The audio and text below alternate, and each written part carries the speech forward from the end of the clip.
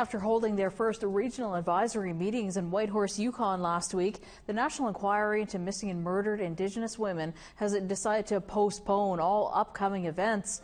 More regional meetings in other parts of Canada were supposed to be held in the upcoming month, but those have now been cancelled, and the start date of the family testimonies is now also up in the air. Commissioner Marilyn Poitras joins us from Saskatoon to shed some light on what happened. Commissioner Poitras, thank you so much for joining us. What prompted the delay for further regional advisory meetings? Hi, you're welcome. Thanks for the invitation.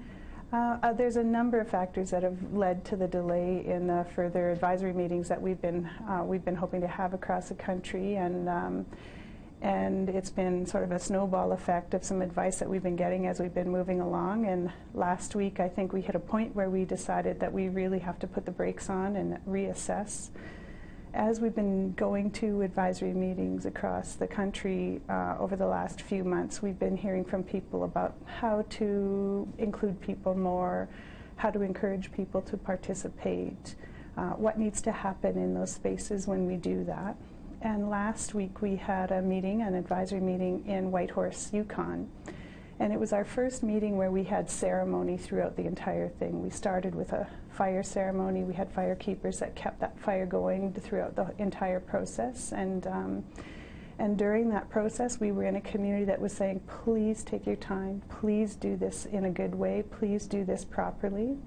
We again ran into issues of more people wanting to be included than were included, not knowing about it early enough, not having access to the information, finding out about it on the day and showing up and trying to participate.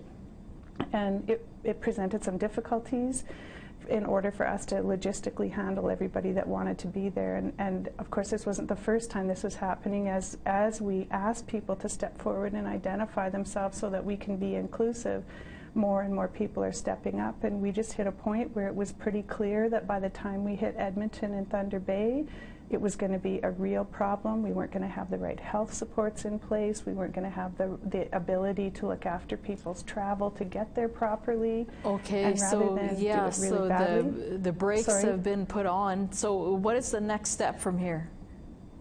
The next step from here is a regroup. So we're debriefing from Whitehorse. We're pulling in all of the meeting notes that we've had over the last several months. We're talking to our team members who are on the ground putting this together to say, is this the most efficient way to do this?